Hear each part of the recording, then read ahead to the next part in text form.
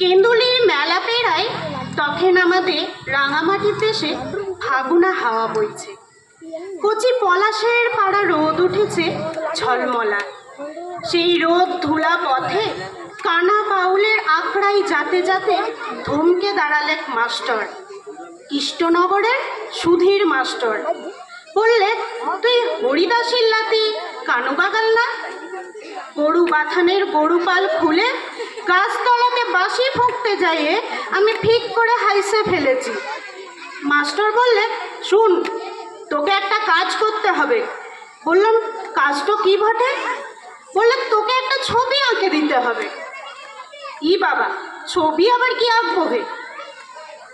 আমি গরু বাগালি আর বাঁশি ফোঁকা ছাড়া আর তো কিছু জানি নাই। মাস্টার নাছোড় ঝোলা হাতরে বললে, এই লে রং, এই লে তুলি আর এই লে কাগজ।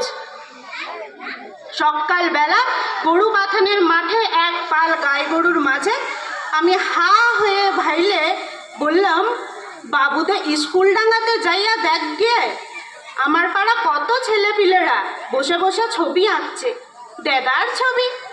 মাস্টার শুনলেন নাই কিছুই। বলে, ভুয়াদের ছবি অনেক আছে আমার ঝোলাতে, লে দেরি করিস না, তুই একটা গাছের ছবি আঁক দেখনি। অজয়ের পাড়ে